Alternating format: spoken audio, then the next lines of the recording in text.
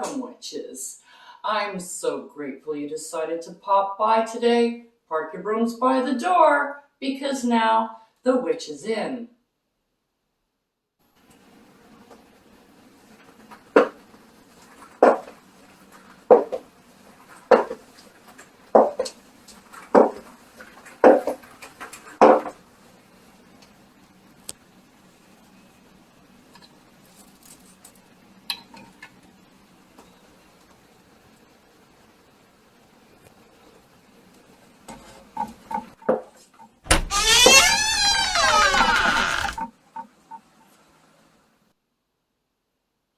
Blessed be. I'm Amelea Noir, and I'm here to share with you my knowledge and experience on all things witchy, like spell casting, potion making, and kitchen witchery, to name a few. So if that sounds like your cup of witch's brew, I'd highly suggest that you subscribe so you don't miss any wonderful witchy content I have for you.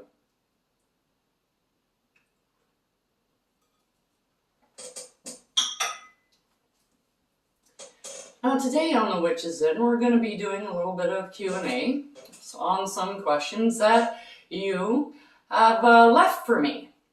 So let's get right down to it.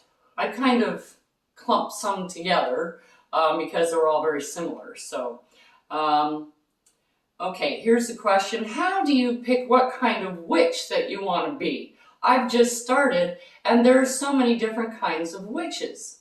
How do you pick? Okay, my advice is don't. Why are you putting a label on yourself when you're just starting out on something? This isn't a course that you're going to Georgian College or some college for. That's not what you're doing. You're trying to choose a new path.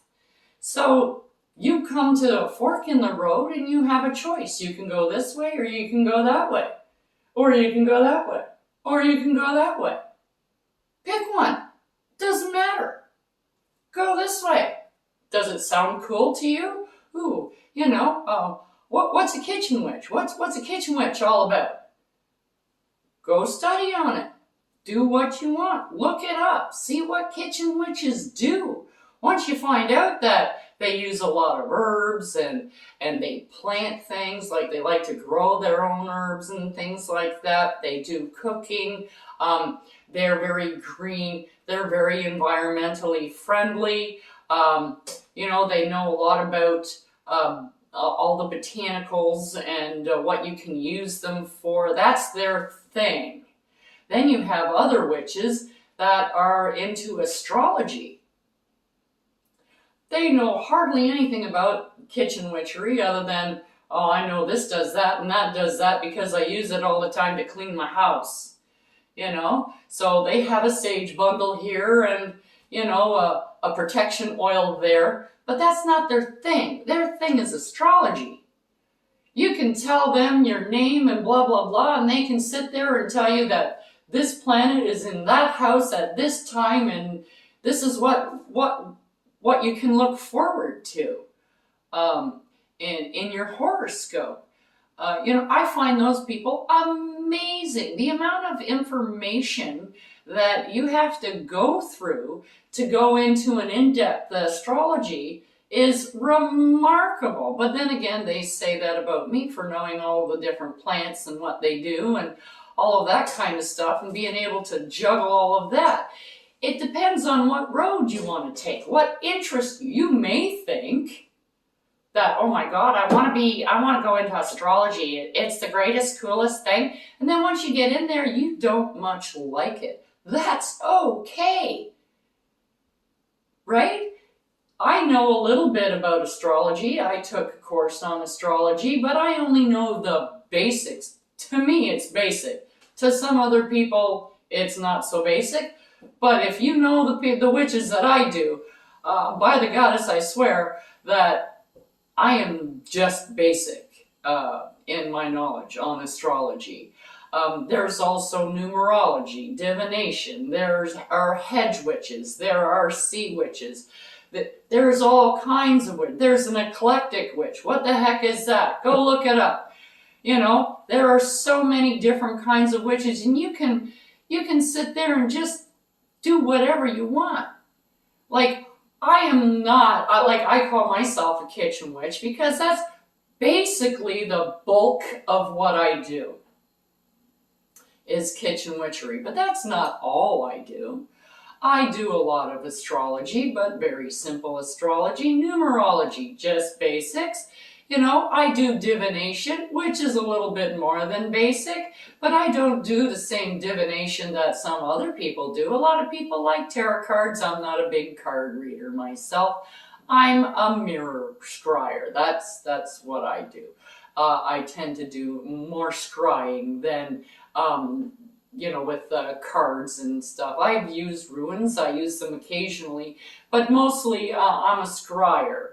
Other people have spirit guides that they use in their divination, etc., to help them, to guide them through the different realms and paths, etc. So there are a lot of different paths to choose. I would suggest pick one and study it for 3 months. That's it. Just that one thing. Just that one thing. Concentrate on that one area, okay? And then see if you like it. If you like it, continue on with it. If you're not much into it, that's okay. Pick something else and study it. And even once you find your little niche that you like, and you go, oh my God, this is great. I never thought I would be into this, but this is super. I love this. This is what I want to do. Perfect. That doesn't mean you have to stop learning. You hear about something different and you go, wow, that sounds interesting. I want to dive into that a little bit. Get your feet wet in that pool and go and learn about it. It might be great to add it to your practice. You might sit there and go, nah, that's really not for me. And that's okay too. You don't have to do everything that everybody else does. You don't have to do it exactly the same as everybody else does. You are supposed to be taking this information and using it in your own practice and making it your own. That's what you're supposed to do. You're not supposed to copy everybody. You start off that way. But then you develop your own style, your own approach to things, your own little things you like to do in your spells, in your incantations, what you like to do, how you like to put your oils together, how you like to do things. You'll get your own rhythm, and that's what you stick with because it works for you. Moving forward, the next question here is kind of sort of the same thing. It is, how do I pick a deity? There are so many of them. It's the same thing. If you don't know anything about any deities, or you don't even know what pantheon, and when I say pantheon, I'm talking about Greek gods and goddesses, Roman gods and goddesses, Egyptian gods and goddesses, Christians has saints that they have. And then there's also like Native Indian. All of those different pantheons have different gods and goddesses that do the similar things. So if you want, a goddess of fertility, you can go into each pantheon and find a goddess that specializes in fertility and woman stuff, like being a mother, nurturing, that kind of thing. And you can pick it that way, or you can say, well, geez, I'm right into Greek mythology, etc., etc. I want to use that. So fine, go into that. Find the gods and goddesses for the particular thing that you're working on at the time and use them. Check them out. See what they like. See what they will do for you, what you can do for them, what kind of offerings they like. There's tons and tons of information on the net. Unlike there was years and years ago when I started, there was no internet years and years ago when I started. You didn't have a computer in your home. You didn't even have satellite dishes in your home. You didn't have a home phone. Our phones were still stuck to the wall with those little squiggly piggy tail cords. So this wasn't a thing back then. So it was a lot more difficult to get anywhere. Now you can get information is at the drop of a hat. Google it. You can pretty much Google anything and you'll get some kind of an answer. It might not be what you're looking for, but you're going to get somewhere. It's a start anyways. So that's my advice on deities. And then another question is, what deities do I use? I have mentioned before, I'm not a big deity. I don't use gods and goddesses. I'm an elemental witch, so I use the elements, earth, air, fire, and water. That's what I use in my practice. However, when I do like protection spells for pets and things, I use Bast for cats because Bast is the god of cats. And I'm not calling upon Bast to do a bidding for me. I am calling upon Bast to take care of her children, okay, which are feline in nature. And that's what I'm saying. This is what I am asking. I'm not asking for me. I am asking for your pet, as an example.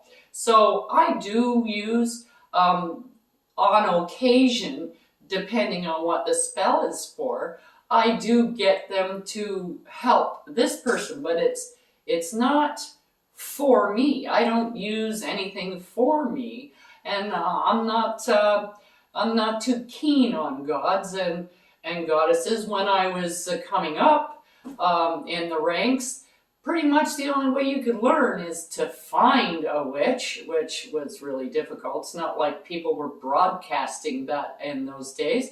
And it's also hard to find a coven. However, it was a lot easier to find a coven than it was to find somebody who was going to be a mentor for you, to teach you how to do anything in this craft. So I came up in the coven world, and I don't much like covens because I find them very restricting, but they're a great way to start off learning about it, because you have so many people wanting to help you. If you don't really like the viewpoint or where this person is coming from, or you just don't understand what they're saying, you don't connect with them, there's this person over here that is just like you. You know, so you can get information from them, you can share with them, you can grow with them. I still do coven work, not often. I'm not a big coven person, but for the big celebrations and the Sabbats and Esabets and things like that, I do go to a coven because it's like New Year's. It's a party. It's everybody getting together to celebrate the same thing, right? So somebody's 50th wedding anniversary, or somebody's birthday, or, you know, a baby shower, or, you know, you're all coming together for the same purpose. You're not coming from the same background, but it's the purpose that you're coming together to celebrate that brings all that energy together, which culminates in a purpose. That energy is being sent out for a reason. And even though you think that, oh, well, we don't do any of that when we go to a baby shower, you do. You have all of this positive energy that is flowing to that mother and child. You don't think that's not giving them your energy? That's exactly what you're doing. However, I digress. And then down here, the next question I have is, how do you separate Wicca from witchcraft? Now, it also has to do with like the books, because a lot of the books that you purchase come from a Wiccan angle, I guess you would call it. They're Wicca based, because there are a whole lot more Wiccans writing books than witches writing books, just plain witches writing books. So you have to kind of look at it and make it your own, like I've said before. And I've also mentioned that Scott Cunningham is like my favorite author. I understand what he's saying. I find him easy to read and understand. And this is the thing, is if you get a book and it is so dry you can't read it, it is useless to you. You need to find somebody that you can identify with and that you get. But as you can see, it says Wicca right on it. Well, yeah, okay, fine. But you know what? It's also for the solitary witch. It's for a practitioner, somebody who works alone. And this is fine. And when you go into it, you make these spells your own. All of these incantations, it's a self-dedication rite. Who says that has to be just for somebody who, and all of these words, oh, by the goddess, my mother goddess, and change it. There's no saying that you cannot change these words to make them yours, to make them speak to you. That's what you do with spells. Making things your own, making them come from where you stand, what it means to you. That's where you're getting your power from. Is in here, not from the words on this page. You can sit there and say these all you want, but if you don't believe them and they don't resonate with them, with you, it's not going to be that powerful. Just saying stuff to say stuff. Saying, oh, I'm sorry, and not meaning it doesn't mean anything, does it? Same thing. So you can take any spell that you find and make it your own. Change it. Like if this is Hecate, oh, great goddess Hecate. And I can't read because I don't have my glasses on because I'm an old crone. So, but whatever. Answer my call to whatever. You make it your own. You change the words so it resonates with you. And that's how you take a book that is made or written by a Wiccan to make it your own. Even if it's like a hoodoo book. I have hoodoo books. I have voodoo books. I have a book on satanic worship. But that doesn't mean I go, oh, dear Lord Satan, because I don't use Satan. I use other things. But that doesn't mean I can't take what I want from that book and make it my own.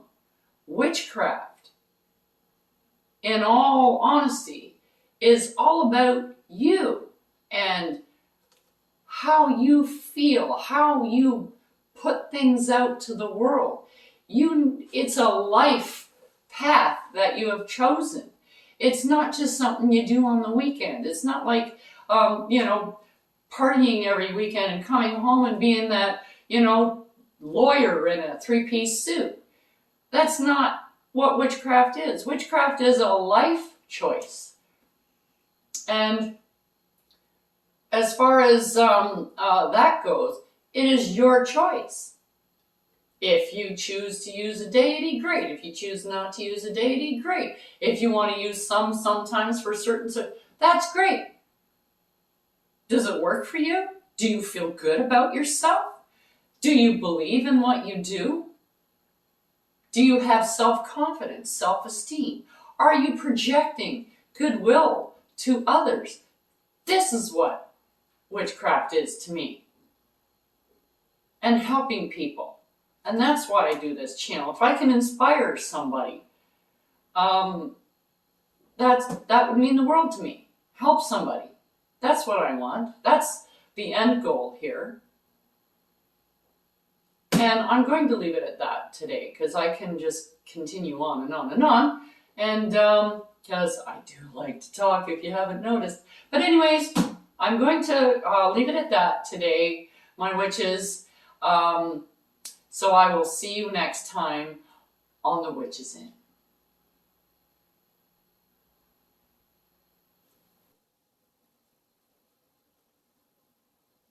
Don't forget to like, subscribe, and hit that notification button so you don't miss what I have brewing for you here on The Witch is In.